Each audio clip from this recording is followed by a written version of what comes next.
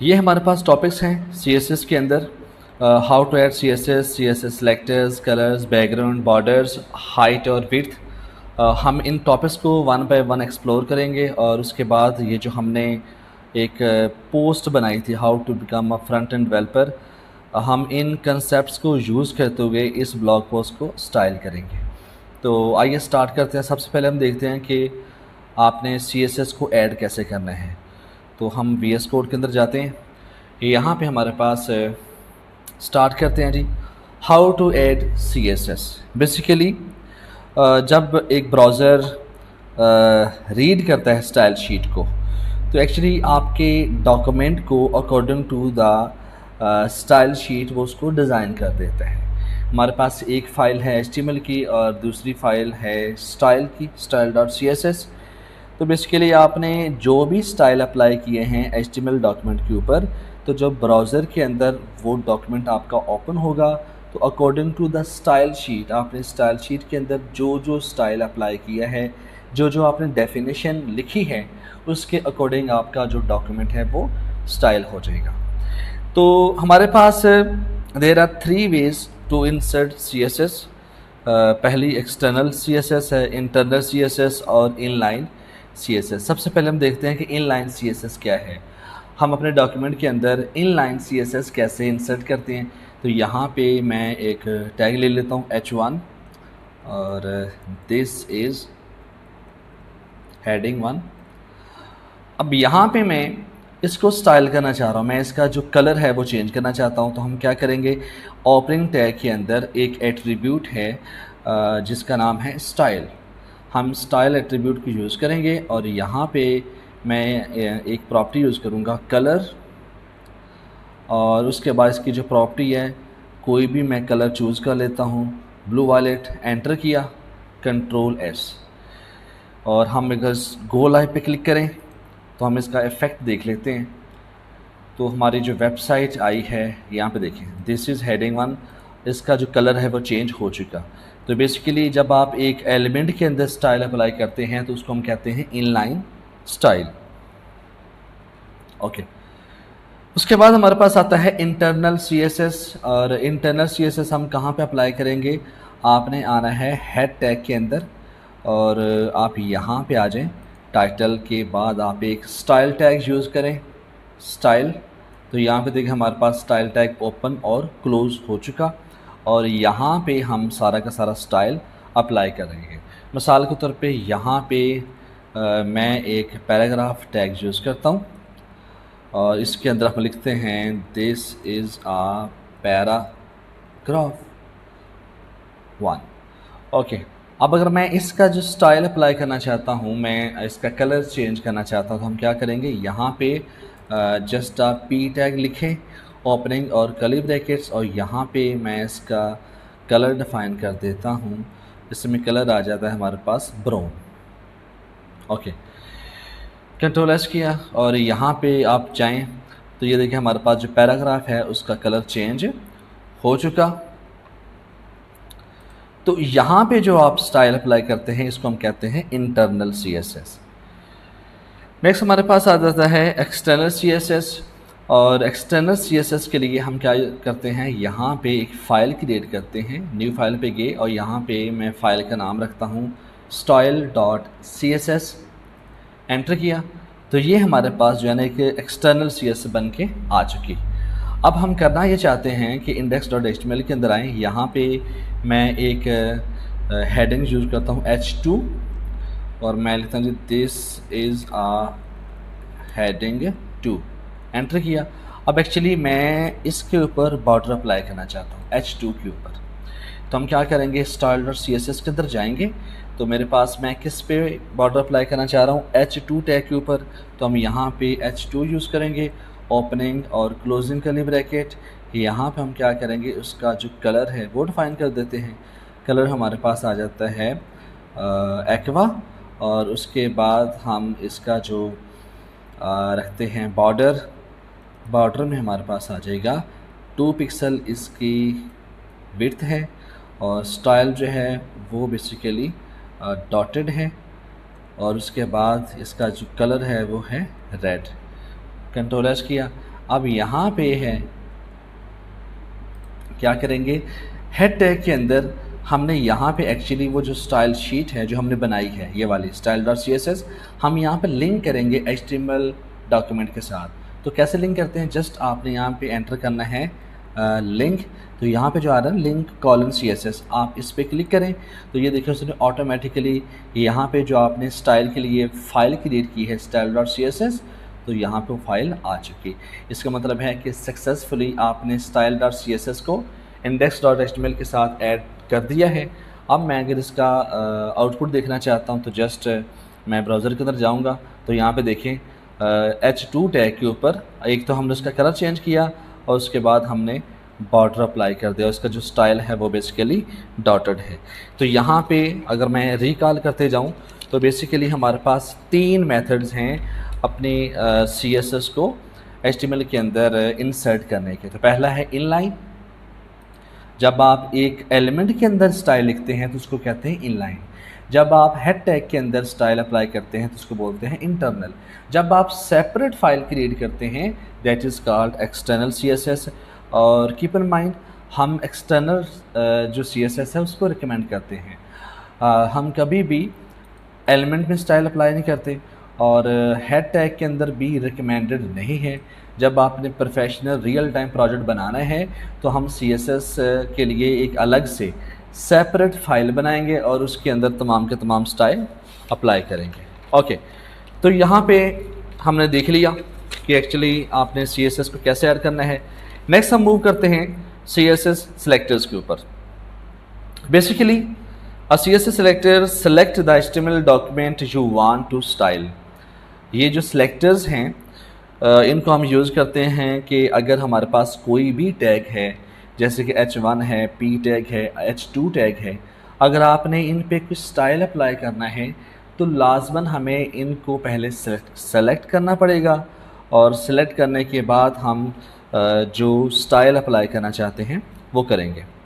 तो बेसिकली हमारे पास CSS के जो सेलेक्टर्स मौजूद हैं वो उसकी 5 कैटेगरीज़ हैं, जिसमें सिंपल सेलेक्टर्स हैं, कम्बिनेशन सेलेक्टर्स हैं, उसके बाद सूडो क्लास सेलेक्टर्स हैं, सूडो एलिमेंट सेलेक्टर्स हैं, एट्रीब्यूट सेलेक्टर्स हैं। लेकिन आज की इस वीडियो के अंदर हम सिर्फ़ और सिर्फ सिंपल सेलेक्टर्स की बात करेंगे जो कि आ जाता है हमारे पास ID, क्लास और टैग नेम। तो बेसिकली जो सेलेक्टर्स हम देखने जा रहे हैं वो सबसे पहले हमारे पास आएगा ID सेलेक्टर। अब ID सेलेक्टर का क्या मतलब है, इससे भी पहले अगर हम टैग्स नेम की बात करें तो अगर आपने CSS अप्लाई करना है तो हम क्या करेंगे, जस्ट टैग का नाम लिखेंगे और उसके ऊपर स्टाइल को अप्लाई कर देंगे। अब हम करेंगे ये कि मैं बार बार एक्सटर्नल CSS के अंदर नहीं जाऊंगा, जो भी मैंने कोड करना है मैं इंटरनल CSS में वो सारा मेंशन करूंगा ताकि मुझे बार बार दूसरी फाइल के अंदर ना जाना पड़े। तो फ़िलहाल मैं यहाँ पे इसको रिमूव कर रहा हूँ और इधर से भी रिमूव कर लेते हैं जी। अब यहाँ पे देखें, अब हम स्टडी करने जा रहे हैं CSS सेलेक्टर्स। तो यहाँ पे मैं एक पैराग्राफ लेता हूँ और उसके अंदर this is a paragraph 1 enter किया। अब ये हमारे पास पैराग्राफ आ चुका। तो बेसिकली अगर मैंने इस एलिमेंट को स्टाइल करना है तो मुझे क्या करना पड़ेगा, पहले इसको सेलेक्ट करना पड़ेगा। और 3 मेथड हैं। एक तो ये कि हम बाय नेम इसको सेलेक्ट कर सकते हैं। वो कैसे करेंगे, यहाँ पे आप आएँ और जस्ट इसका नाम मेंशन करें P टैग और यहाँ पे ओपनिंग और क्लोजिंग कर्ली ब्रैकेट। अब यहाँ पे जाके आप कुछ भी कलर इसका अप्लाई कर सकते हैं। मैं इसका कलर रख देता हूँ ब्लू। ओके, कंट्रोल एस किया और यहाँ पे हम जाएंगे तो हमारे पास जो पैराग्राफ आ रहा है उसका कलर चेंज हो चुका। दोबारा वापस आते हैं। अब यहाँ पे मैं एक और टैग यूज़ करता हूँ जिसका नाम है H2 और इसके अंदर हम लिखते हैं how to select the element. Enter किया। अभी हमारे पास H2 हेडिंग आ रही है। अब अगर मैं इसके गिर्द बॉर्डर लगाना चाहता हूँ तो मैं क्या करूँगा, यहाँ पे क्लिक करूँगा और जस्ट आपने लिखना है H2 टैग ओपनिंग और कर्ली ब्रैकेट्स और यहाँ पे हम बॉर्डर अप्लाई कर देंगे बॉर्डर और यहाँ पे आ जाएगा इसका जो विड्थ है बॉर्डर की वो एक्चुअली 2 पिक्सल है उसके बाद सॉलिड इसका स्टाइल होगा और जो इसका कलर है वो हम रख देते हैं रेड। ओके, तो यहाँ पे जाके देखें तो बेसिकली जो H2 टैग था उसके ऊपर हमने बॉर्डर को अप्लाई कर दिया और उसका जो कलर है वो चेंज कर दिया। तो ये हमारे पास एक तरीका था एलिमेंट को सिलेक्ट करने का बाय नेम। नेक्स्ट हमारे पास जो सिलेक्टर आता है वो आता है आईडी सिलेक्टर। आईडी सिलेक्टर हम कब यूज़ करते हैं? आप ये देखें यहाँ पे मैं अगर एक और पैराग्राफ यूज़ करना चाहता हूँ, P tag this is a paragraph 2। अब हम कंट्रोलर्स करें तो बेसिकली आपने पी टैग के लिए ये जो स्टाइल है वो अप्लाई कर रखा है जिसका कलर ब्लू है। अब यहाँ पे हम देखें तो हमारे पास ये जो दोनों पैराग्राफ आ रहे हैं दोनों का कलर जो है वो सेम है, लेकिन मैं ये चाहता हूँ कि दोनों पैराग्राफ का कलर सेम ना आए, डिफरेंट आए।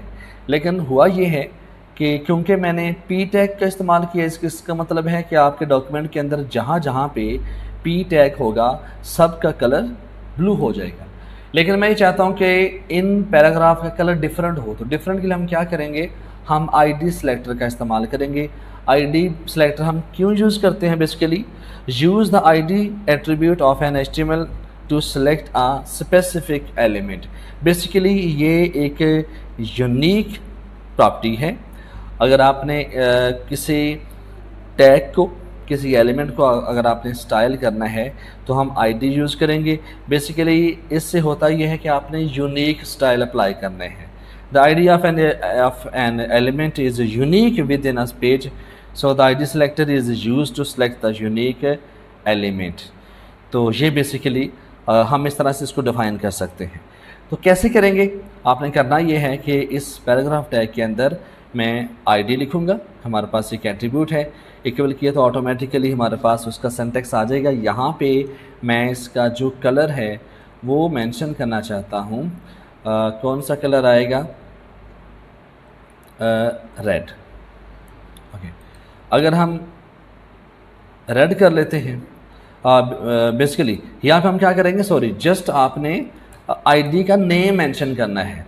तो आईडी का जो नेम हम मेंशन कर लेते हैं पैरा 2 किया, और यहाँ पे जाके हम क्या करेंगे, वो जो आपकी आईडी है पैरा 2 इसको हम सेलेक्ट करेंगे। यहाँ पे लिखेंगे हैश। जब आप आईडी यूज़ करते हैं तो आपने उसको हैश के साथ एक्सेस करना है।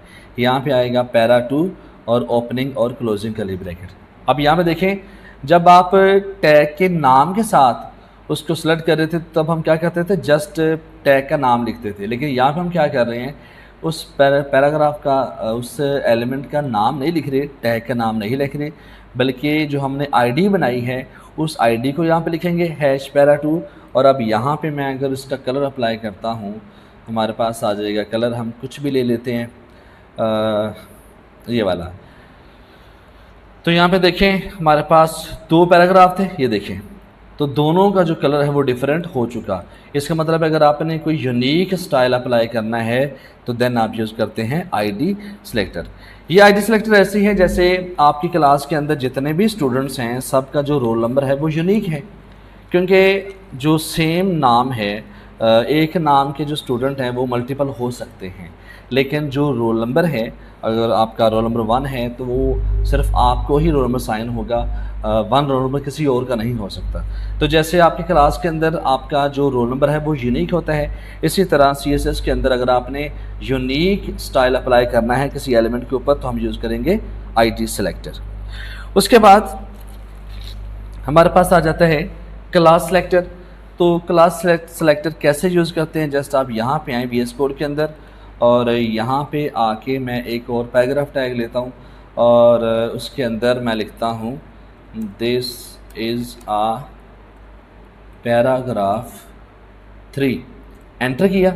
अब बेसिकली मैं क्या करूँगा, ओपनिंग टैग। अब अच्छा एक बात याद रखें, जब भी आपने कोई एट्रीब्यूट लिखना है एलिमेंट के अंदर, टैग के अंदर, तो हमेशा आपने ओपनिंग टैग के अंदर लिखना है। तो यहाँ पे हम लिखते हैं क्लास, तो यहाँ पे क्लास का आप नेम दे देते हैं। तो मैं क्लास का जो नेम है वो हम देते हैं जी के मेन, मिसाल के तौर पे इसका जो नाम है वो मेन है। अब यहाँ पे अगर मैं इस क्लास को जो स्टाइल करना चाहता हूँ तो यहाँ पे आऊँगा और यहाँ पे लिखूँगा डॉट। क्लास के लिए आप डॉट यूज़ करते हैं और आईडी के लिए आप हैश यूज़ करते हैं। यहाँ पे हम लिखेंगे क्लास का नाम क्या है हमारे पास मेन। ओके, ओपनिंग और क्लोजिंग कर्ली ब्रैकेट्स। अब यहाँ पे मैं इसका जो बैकग्राउंड है वो मैं चेंज करता हूँ। बैकग्राउंड कलर हमारे पास आ जाएगा अलाइस ब्लू, नहीं ये वाला कर लेते हैं जी। ओके, कंट्रोल एस किया और यहाँ पे हम जाके देखते हैं तो ये देखिए जी हमारे पास 3 पैराग्राफ थे, पैराग्राफ 1 2 3। तो जो थर्ड आपके पास पैराग्राफ है उसका हमने बैकग्राउंड चेंज कर दिया। अच्छा, अब यहाँ पे हम देखना चाहते हैं कि what is difference between ID and class. अगर आप आईडी की बात करें तो आईडी का मतलब है कि पूरे डॉक्यूमेंट के अंदर अगर आपने यूनिक स्टाइल अप्लाई करना है, मिसाल के तौर पे हमारे डॉक्यूमेंट के अंदर 10 पैराग्राफ हैं और हम 10 के 10 पैराग्राफ के ऊपर डिफरेंट स्टाइल अप्लाई करना चाहते हैं। 10 के 10 पैराग्राफ के ऊपर different colour, different background, different border style, तमाम टैग के ऊपर हम डिफरेंट स्टाइल अप्लाई करना चाहते हैं, देन हम यूज़ करेंगे आईडी। पैराग्राफ 1 की आईडी कुछ और होगी, पैराग्राफ 2 की आईडी कुछ और होगी, 3 की और होगी एंड सो ऑन। लेकिन जब हम चाहते हैं कि हमारे पास 10 पैराग्राफ हैं मेरी वेबसाइट के अंदर और मैं तमाम टैग के ऊपर, तमाम एलिमेंट के ऊपर सेम स्टाइल अप्लाई करना चाहता हूँ, मैं अलग अलग स्टाइल अप्लाई नहीं करना चाहता, देन हम यूज़ करते हैं क्लास। तो इसका मतलब है अगर मैं यहाँ पे देखें, मैं यहाँ पे इसकी भी क्लास दे देता हूँ मेन, और ये जो पैराग्राफ है इसके अंदर भी मैं इसकी क्लास दे देता हूँ मेन, और ये जो H2 है यहाँ पे भी मैं क्लास दे देता हूँ मेन। तो इसका मतलब ये होगा, हम यहाँ पे जाके देखेंगे तो ये चेक करें तमाम के तमाम टैग के ऊपर वो जो क्लास वाला स्टाइल था जो हमने मेन क्लास के अंदर डिफ़ाइन किया था वो तमाम के तमाम पैराग्राफ के ऊपर अप्लाई हो चुका। तो यहाँ पे अभी तक हमने क्या सीखा? पहले हमने CSS को ऐड करना सीखा कि 3 मेथड हैं, एक इनलाइन है, उसके बाद इंटरनल है और थर्ड हमारे पास एक्सटर्नल है।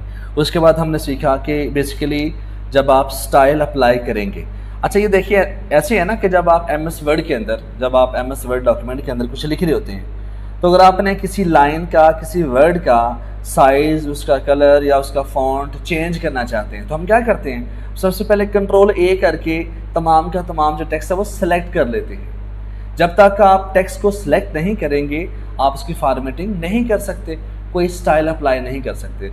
इसीलिए यहाँ पे CSS के अंदर अगर आप यहाँ पे अपने डॉक्यूमेंट को स्टाइल करना चाहते हैं तो एक्चुअली आपको इन तमाम टैग्स को पहले सेलेक्ट करना पड़ेगा।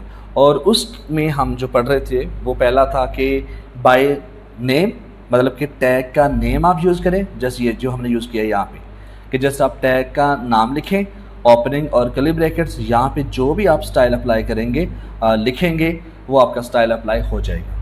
उसके बाद हमारे पास जो सेकंड सिलेक्टर था वो था आईडी सिलेक्टर, जब आपने यूनिक स्टाइल अप्लाई करना हो। उसके बाद जो थर्ड सिलेक्टर है हमारे पास वो आ जाता है क्लास सिलेक्टर। और क्लास सिलेक्टर हम कब यूज़ करते हैं, जब आप मल्टीपल टैग्स के ऊपर एक ही बार स्टाइल अप्लाई करना चाहते हैं। तो जस्ट हमने एक क्लास बनाई जिसका नाम था मेन क्लास और हमने तमाम एलिमेंट के अंदर, तमाम टैग के अंदर वो सेम क्लास मेंशन कर दी। इसका मतलब है कि ये जो स्टाइल है वो तमाम पैराग्राफ के ऊपर अप्लाई हो जाएगा। उसके बाद हमारे पास आ जाता है the CSS grouping selector. Grouping selector का मतलब ये है कि हम ऐसा भी कर सकते हैं, अगर हम क्लास ना बनाएं और हम आईडी को भी रिमूव कर देते हैं। अब एक्चुअली मैं करना ये चाह रहा हूँ कि मेरे पास एक P टैग है, दिस इज़ आ पैराग्राफ, और उसके बाद हमारे पास आ जाता है एक H1 टैग है,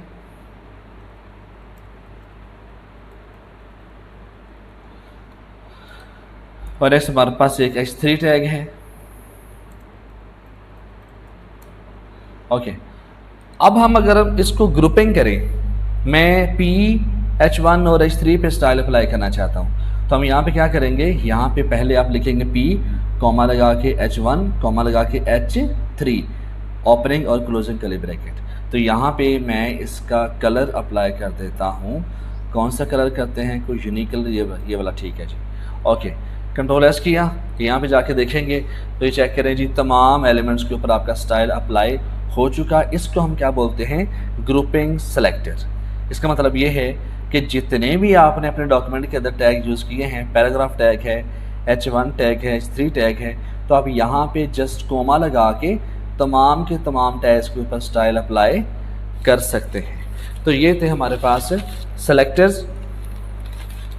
उसके बाद हमारे पास आता है जी CSS कलर्स की बात करें तो हम ऑलरेडी कलर चेंज कर चुके हैं। Basically colours are specified using predefined colour names.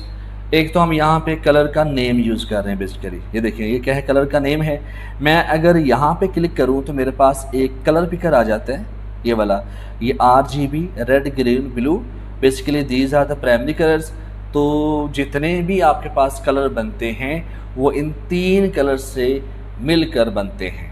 तो इसका मतलब है कि यहाँ पे अगर हम RGB की वैल्यू लेना चाहते हैं तो मैं यहाँ पे कुछ इस तरह कर सके, मैं इसकी वैल्यू को मैं ले सकता हूँ, ठीक है। अच्छा, अब यहाँ पे मैं इसको चेक करूँ, ये देखिए HSL ह्यू सैचुरेशन, और इसमें दोबारा क्लिक करता हूँ तो रेड ग्रीन ब्लू आ जाता है। ये डिपेंड करता है, ये बेसिकली ये डिफरेंट वैल्यूज़ हैं कलर की।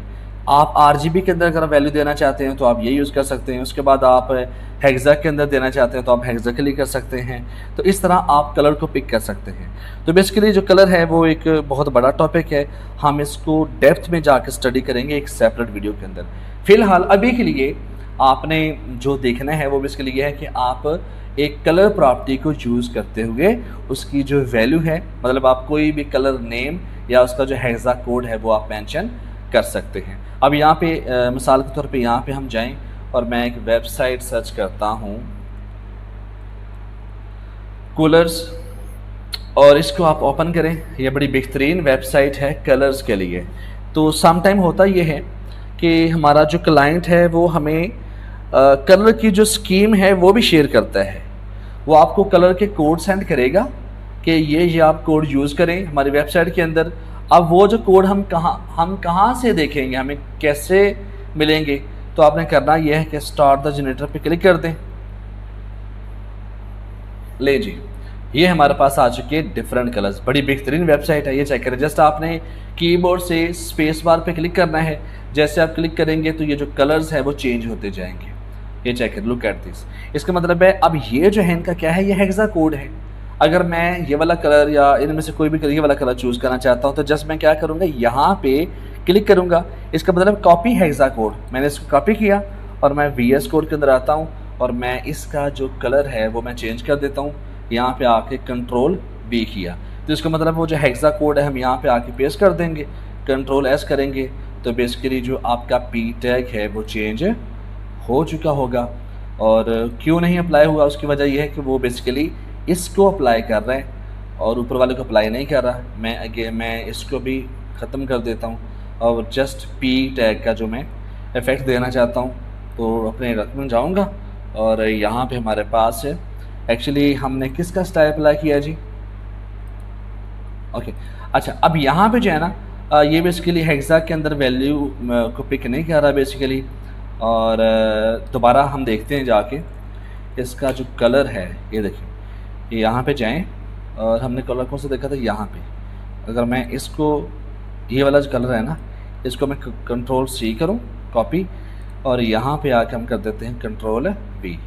और अब देखिए, अब कलर हमारे पास आ चुका। कंट्रोल S करें, यहाँ पे जाके देखें तो आपका जो कलर है वो चेंज हो चुका, ये देखिए, ठीक है। तो ये बेसिकली वेबसाइट है, बड़ी बेहतरीन वेबसाइट है। और अच्छा, एक और चीज़ है, जब आपको आपका क्लाइंट आपको हेक्सा कोड दे देता है एक PDF फाइल के अंदर, अब आपको जस्ट वो कोड देगा इस तरह का, लेकिन हमें नहीं पता कि ये जो कोड है किस कलर का है। तो आपने करना ये है कि किसी भी कलर पे क्लिक करें यहाँ पे, तो बेसिकली आपके पास कलर पिकर आ जाएगा। तो वो जो आपके क्लाइंट ने आपको कोड सेंड किया है वो यहाँ पे आके आप पेस्ट कर दें। मिसाल के तौर पे अगर मैं अपनी तरफ से रैंडमली यहाँ पे लिखता हूँ #34F5, लुक एट दिस, तो मेरे पास ऑटोमेटिकली कलर बन के आ गया। और यहाँ पे मैं अगर 4 यूज़ करता हूँ या 6 यूज़ कर लेता हूँ, ठीक है, तो मेरा कलर जो है वो और चेंज हो सकता है। तो इसको आप एंटर करें तो देखें यहाँ से आप मज़ीद कलर को पिक कर सकते। अब यहाँ पे डिफरेंट वैल्यूज़ आ रही हैं, HSB है, इसको हम बड़ा डिटेल से एक सेपरेट वीडियो के अंदर डिस्कस करेंगे। खैर ये जो वेबसाइट है बड़ी बेहतरीन वेबसाइट, आप इसको यूज़ कर सकते हैं अपने प्रोजेक्ट के लिए। और बैक टू द टॉपिक, तो हम बात कर रहे थे कलर्स की। तो कलर्स को हम बार बार इतना यूज़ कर चुके हैं, तो आई थिंक आप किसी भी एलिमेंट का कलर अब आप चेंज कर सकते हैं। ओके, अब यहाँ पे नेक्स्ट हमारे पास आता है बेसिकली बैकग्राउंड्स। अब बैकग्राउंड्स में क्या है, अभी तक हमने क्या किया कि किसी भी एलिमेंट टैग का जो बैकग्राउंड कलर है वो चेंज किया। अब यहाँ पे मैं मज़ीद इसको डिलीट कर रहा हूँ। अगेन एक स्टार्टिंग से हम कुछ एक नया टैग लेते हैं H1 और उसके अंदर हम लिख देते हैं learn development bye cubic code. Okay, enter किया। अब ये हमारे पास जो हेडिंग 1 आ चुकी है और इसका जो मैं बैकग्राउंड कलर है वो चेंज करना चाहता हूँ, तो हम कैसे करेंगे। और बाय द वे एक और चीज़ है, मैं इसको थोड़ा सा दोबारा करना चाह रहा हूँ, एमिट एब्रीवेशन हम इसको कभी नहीं बोलेंगे। उसकी वजह यह है कि एमिट एब्रीवेशन से आपकी जो डेवलपमेंट है उसकी स्पीड इनहेंस हो जाती है, तो हम एमिट एब्रीवेशन को कभी भी नहीं बोलेंगे। यही तो बेहतरीन फीचर है VS कोड का। तो अगर आपने ID यूज़ करनी है, मतलब कि आपने ID सेलेक्टर यूज़ करना है, ID के थ्रू आप एलिमेंट को सिलेक्ट करेंगे और स्टाइल अप्लाई करेंगे, तो हम क्या करेंगे, यहाँ पे लिखेंगे H1 और उसके बाद आ जाएगा हैश, उसके अंदर ओपनिंग और क्लोजिंग करी ब्रैकेट, यहाँ पे हम लिखेंगे learn web development bye cubic code, enter. Look at this, हमारे ओपनिंग टैग के अंदर बेसिकली एक एट्रीब्यूट ID आ चुका है और इसका सिंटैक्स भी मौजूद है। और यहाँ पे हम क्या करते हैं, यहाँ पे हम ID का नाम दे देते हैं। तो मैं इसको कह देता हूँ जी कि हमारी ये मेन हेडिंग है बेसिकली। ओके, तो यहाँ पे मैंने ID का नाम दे दिया। जब मैं यहाँ पे स्टाइल अप्लाई करूँगा तो मैं कैसे करूँगा, यहाँ पे आएगा हैश और उसके बाद मेन और आएगा हेडिंग, ओपनिंग और क्लोजिंग कर्ली ब्रैकेट। यहाँ पे आके आप उसका बैकग्राउंड कलर अप्लाई कर सकते हैं। अच्छा, CSS बैकग्राउंड के अंदर क्या क्या चीज़ें आएंगी, मैं सारी चीज़ें आपके साथ मेंशन करूँगा। एडवांस लेवल की फर्दर वीडियोस के अंदर आएंगी। अभी जस्ट क्योंकि हम एक ही वीडियो के अंदर HTML, CSS और जावास्क्रिप्ट को स्टडी कर रहे हैं, तो मेरी कोशिश होगी कि जो शुरू की वीडियोस हैं उसमें हम बेसिक टॉपिक्स पढ़ें और जैसे जैसे हमारी जो सीरीज़ है वो मैच्योर होती जाएगी तो हम एडवांस टॉपिक की तरफ मूव करेंगे। तो सबसे पहले हम बात कर रहे हैं बैकग्राउंड कलर की। तो यहाँ पे आप लिखें बैकग्राउंड कलर। बैकग्राउंड कलर आप कुछ भी दे सकते हैं, मैं यूज़ कर लेता हूँ यहाँ पे ये वाला, ठीक है, चॉकलेट। एंटर किया तो बेसिकली हमारे पास जो H1 टैग है उसका जो बैकग्राउंड है वो चेंज हुआ या नहीं हुआ। नहीं हुआ, क्यों नहीं हुआ जी, देख लेते हैं। एक्चुअली मे भी हो सकता है यहाँ पे हमने ID का जो नाम है वो मिसप्लेस कर दिया है, HEAD, यहाँ पे हमने D लिखना है। और यहाँ पे आप जाएं तो आपका जो स्टाइल है वो अप्लाई हो चुका। ओके, तो इस तरह हम बैकग्राउंड का जो कलर है वो चेंज कर सकते हैं। उसके बाद अगर आप इसको इमेज देना चाहते हैं, बैकग्राउंड इमेज देना चाहते हैं, तो हम क्या करेंगे, यहाँ पे जाएंगे और मुझे अब ये बैकग्राउंड कलर नहीं चाहिए, तो मैं क्या करूँगा, इसको सेलेक्ट करूँगा। सेलेक्ट करने के बाद कंट्रोल और फॉरवर्ड स्लैश पे क्लिक करूँगा तो ये हमारा बन जाएगा कमेंट बन जाएगा। अब कमेंट का मतलब ये होता है कि ये जो ऑर्डर है अब इसको ब्राउज़र रीड नहीं करेगा, इसको इग्नोर कर देगा। तो अब यहाँ पे हम आते हैं, मैं क्या कहता हूँ जी, बैकग्राउंड इमेज। अच्छा, अब यहाँ पे बेस्ट थिंग जो है VS कोड के अंदर जो मुझे बड़ी अच्छी लगती है वो ये है कि इंटेलिजेंस। अगर आप मास्टर होना चाहते हैं वेब डेवलपमेंट के अंदर यूजिंग VS कोड, तो आपने देखा होगा कि जब मैं कोई भी एक प्रॉपर्टी लिखता हूँ बैकग्राउंड, तो बैकग्राउंड से रिलेटेड जितने भी टॉपिक्स हैं, जितने भी फंक्शंस हैं, ऑप्शंस हैं, वो आपके सामने आ जाते हैं। मैंने जस्ट BAC लिखा, उसने कहा कि बैकग्राउंड कलर भी हो सकता है, बैकग्राउंड हो सकता है, background image, position, repeat, size, clip, visibility, filter, position, attachment, region. Look at this, आप इन तमाम अगर ऑप्शंस को एक्सप्लोर करते हैं तो बेसिकली आप एक एक टॉपिक के अंदर मास्टर हो सकते हैं। For the time being right now हम तमाम चीज़ों को डिस्कस नहीं करेंगे, लेकिन आने वाली वीडियोस के अंदर हम इन तमाम टॉपिक्स को एक्सप्लोर करने वाले हैं। अभी के लिए जस्ट हम ज़रा बेसिक लेवल पे चल रहे हैं, तो इसलिए जो मेन चीज़ें हम उनको देखेंगे। तो बेसिकली ये एक टिप था आपके लिए कि अगर आपने किसी भी एक चीज़ के अंदर मास्टर होना है तो आप इस तरह की तमाम जो इंटेलिजेंस आ रही है, आप तमाम टॉपिक्स को एक्सप्लोर करें, उसको यूज़ करके देखें कि उसका क्या इस्तेमाल है बेसिकली। ओके, तो अब हम यूज़ करने वाले हैं बैकग्राउंड इमेज। मैं यहाँ पे क्लिक करता हूँ और एक्चुअली मैं क्या करना चाह रहा हूँ कि मैं एक बैकग्राउंड इमेज लगाना चाह रहा हूँ H1 टैग के बिहाइंड। तो यहाँ पे हम लिखेंगे URL, एंटर किया और इसके अंदर मुझे एक इमेज चाहिए। तो इमेज के लिए मैं क्या करूँगा, यहाँ पे पहले मैं फ़ोल्डर क्रिएट करूँगा। ये बेस्ट प्रैक्टिस है जब भी आप वेबसाइट डिज़ाइन करें और उसका जब आप स्ट्रक्चर बनाते हैं, फ़ोल्डर स्ट्रक्चर, तो आप कोशिश करें कि आपकी हर चीज़ जो है वो प्रॉपर ऑर्गेनाइज होनी चाहिए, इमेजेस जो हैं वो प्रॉपर फ़ोल्डर के अंदर होनी चाहिए। तो यहाँ पे मैं फ़ोल्डर क्रिएट कर रहा हूँ, इसका जो नाम है वो हम रख लेते हैं इमेजेस।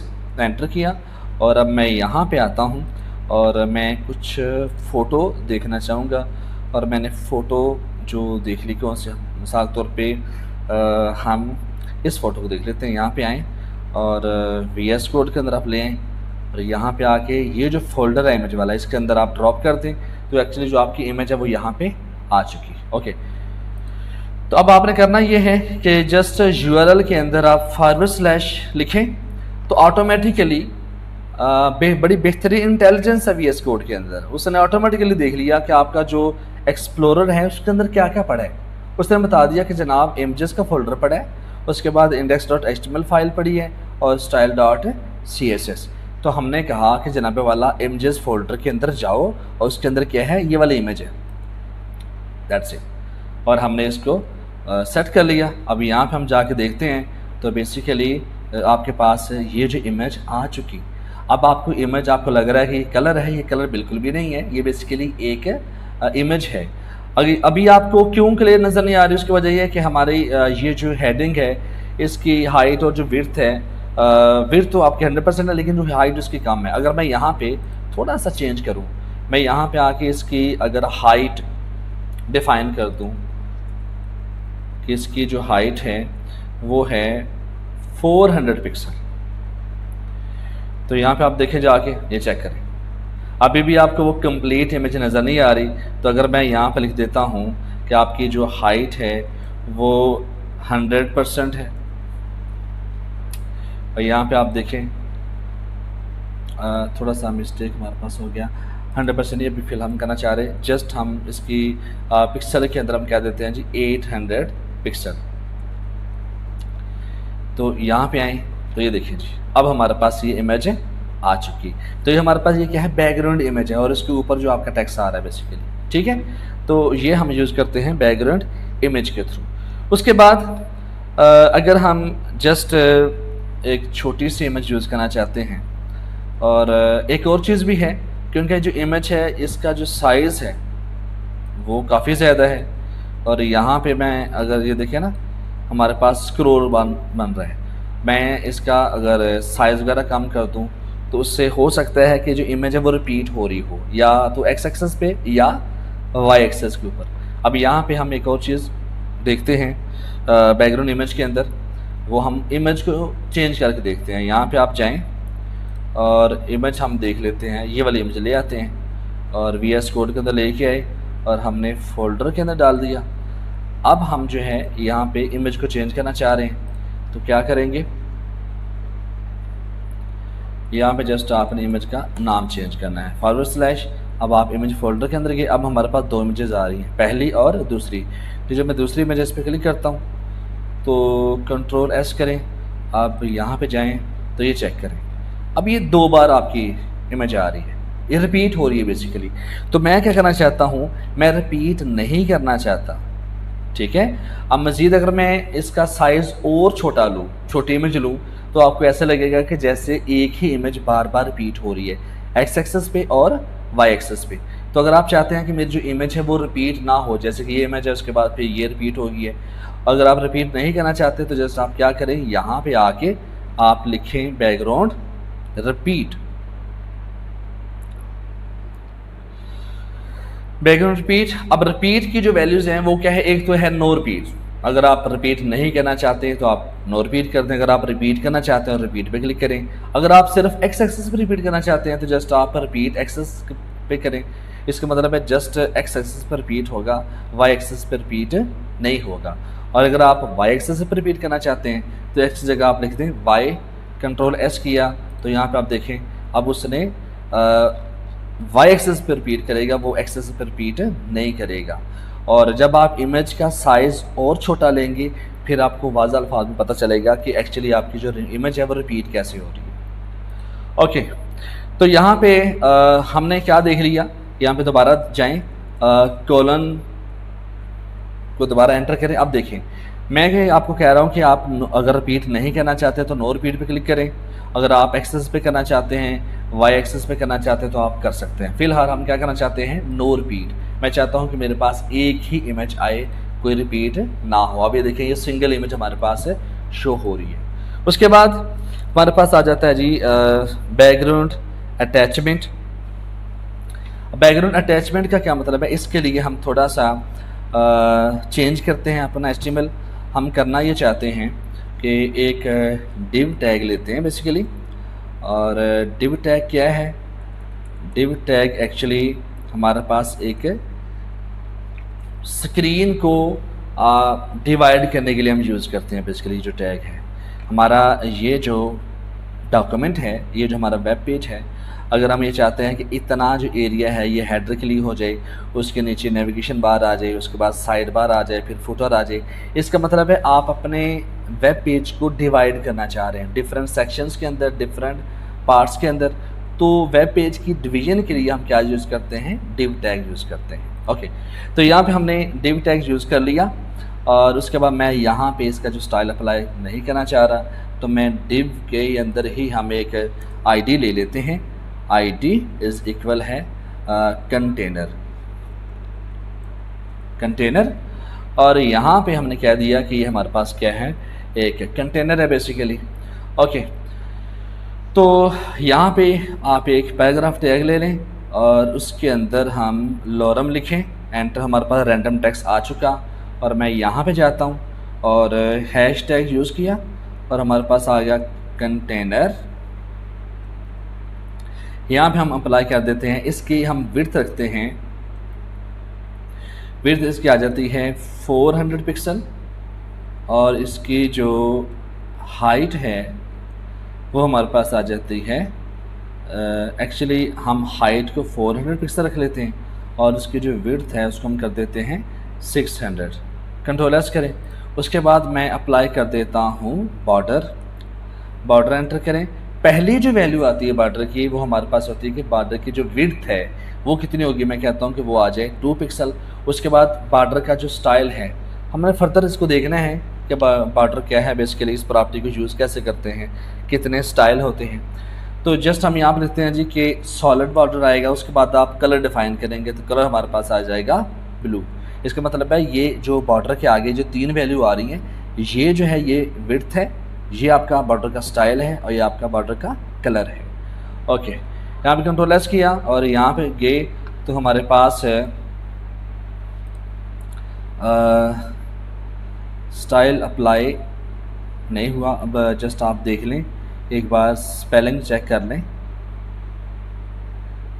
कंटेनर। ओके, तो हमारे पास विड्थ आ गया, हाइट आ गया, बॉर्डर। अब यहाँ पे हम दे देते हैं इसका बैकग्राउंड। जब आप बैकग्राउंड देंगे तो आपको आइडिया हो जाएगा। बैकग्राउंड कलर इसका हम रख लेते हैं आइस ब्लू।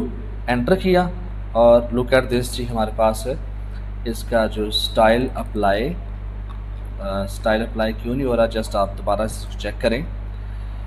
एक्चुअली हमारे पास स्टाइल टैग है और डिव टैग के अंदर हमने क्या यूज़ किया है, आईडी, और आईडी क्या है, कंटेनर है। और हमने प्रॉपर इसको फॉर्मेट भी किया है बेसिकली। और इसको अगर हम बॉर्डर 2 पिक्सल है, सॉलिड है और ब्लू आ रहा है बेसिकली। तो हमें देखना पड़ेगा कि इसको स्टाइल को अप्लाई क्यों नहीं कर रहा।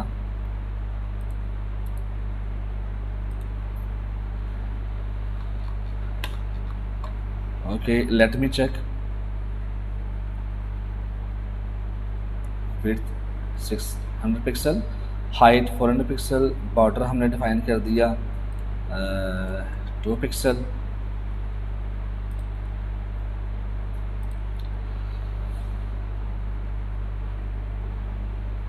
हाइट 400 पिक्सल है और जो बैकग्राउंड है वो भी हमारे पास आ चुका।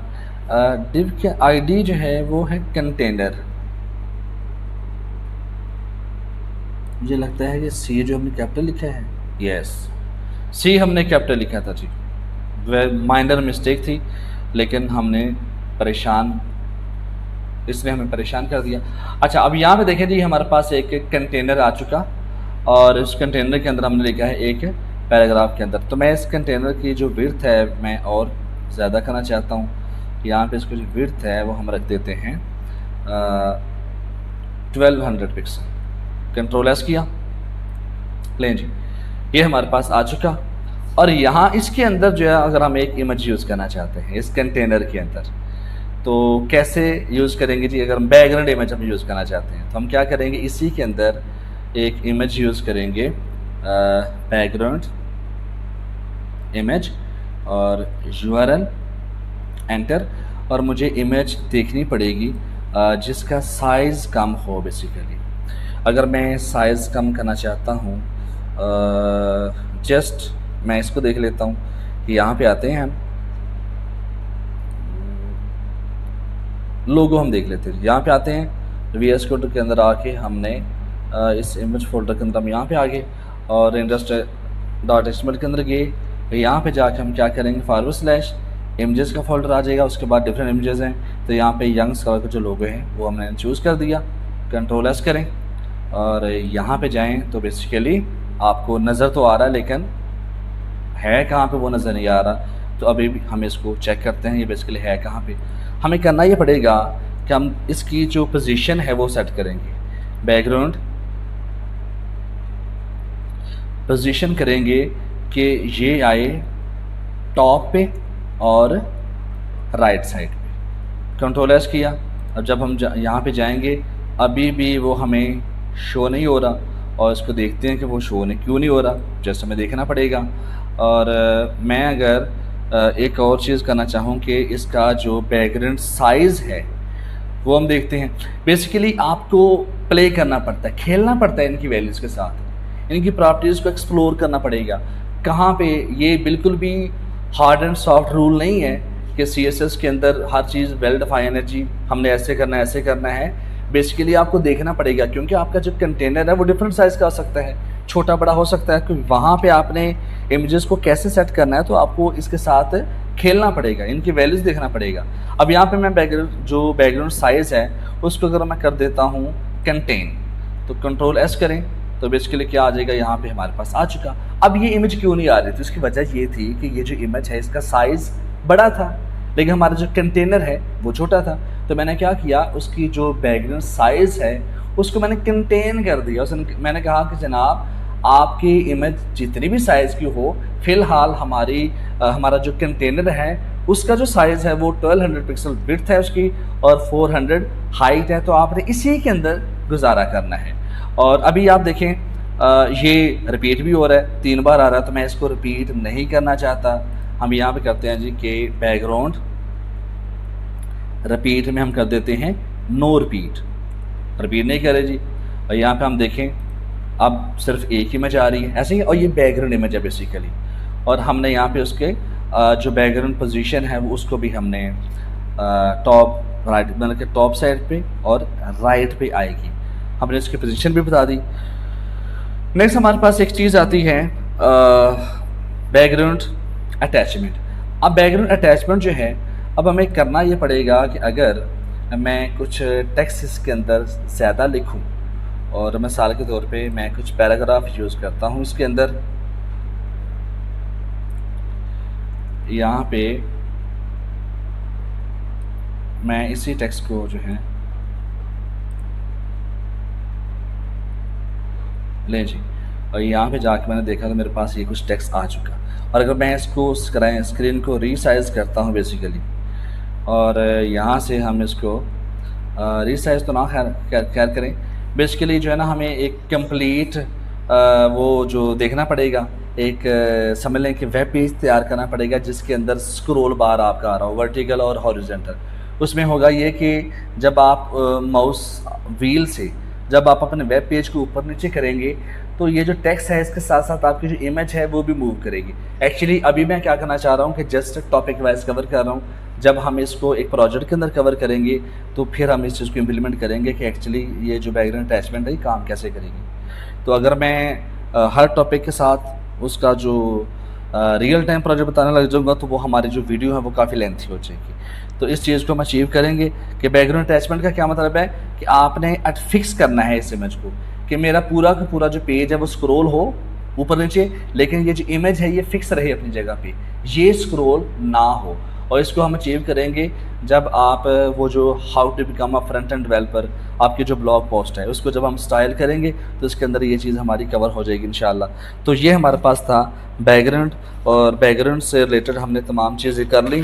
और एंड पे हमारे पास आ जाता है जी CSS कमेंट्स, कि कमेंट आपने करना हो वो हमने देख लिया यहाँ पे कि अगर आपने किसी भी एक डिज़ाइन को किसी एक स्टाइल को कमेंट करना चाहते हैं, मिसाल तौर पर ये जो नो रिपीट है मैं इसको कमेंट करना चाहता हूँ, जस्ट आप इसको सेलेक्ट करें एक प्रॉपर्टी को और यहाँ पे कंट्रोल और फॉरवर्ड स्लैश कीबोर्ड से आप एंटर करेंगे तो आपका वो जो लाइन ऑफ कोड है वो कमेंट हो जाएगा। कंट्रोल Z करें, ओके जी। और उसके बाद HTML के अंदर आप कैसे इसको कमेंट कर सकते हैं। यहाँ पे मिसाल के तौर पे मैं चाहता हूँ कि मेरे पास एक टैग है H1 टैग, ठीक है, और इसको मैं कमेंट करना चाहता हूँ तो कैसे करेंगे, मैं इस पूरे के पूरे टैग को पकड़ूंगा और यहाँ पे कंट्रोल फॉरवर्ड स्लैश आएगा तो लुक एट दिस, ये भी कमेंट हो चुका, ठीक है। तो HTML के अंदर कैसे आपने कमेंट करना है और CSS के अंदर कैसे यूज़ करना है ये हम सीख चुके हैं। तो हमने CSS की जो बेसिक्स हैं उसको हमने कवर कर लिया। उसके बाद हमारे पास आ जाता है बॉर्डर को हम ऑलरेडी देख चुके हैं, लेकिन बॉर्डर को मज़ीद एडवांस लेवल पे उसकी जो एडवांस चीज़ें हैं वो फर्दर हमारा जो सेकंड लेक्चर आएगा उसके अंदर हम डिस्कस करेंगे और देखेंगे कि बॉर्डर्स के अंदर और क्या क्या इंटरेस्टिंग और एडवांस चीज़ें हैं। तो उसके बाद प्रॉपर आपके पास हम पैडिंग हैं, मार्जिन हैं और ये तमाम चीज़ें हम करेंगे अपने नेक्स्ट लेक्चर के अंदर। अभी तक हमने क्या किया जी, पहले हमने HTML के कुछ टॉपिक्स को कवर किया, उसके बाद CSS को।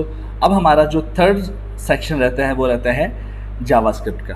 तो बेसिकली चूँकि ये लेक्चर 1 है तो मैं इसको बहुत ज़्यादा कम्प्लेक्स नहीं करना चाहता, क्योंकि मुझे आइडिया है इस वेब डेवलपमेंट सीरीज़ को ज्वाइन करने वाले बिगिनर्स भी हैं और मैं भी बिगिनर ज़्यादा हूँ, ठीक है, एक्सपर्ट भी हो सकते हैं, जिनको ऑलरेडी डेवलपमेंट आती है वो भी हो सकते हैं, लेकिन मेरा फोकस फ़िलहाल ये है कि मैं just beginning to advance level तक चलूँ। तो फ़िलहाल मैं ये समझ रहा हूँ कि मुझे पहले 10 से 15 लेक्चर के अंदर अपना जो लेक्चर्स का लेवल है वो बेसिक रखना है, उसके बाद हम फर्दर इंशाल्लाह इसको इनहेंस करते जाएंगे। तो ये था जी CSS का portion. Now let's play with JavaScript.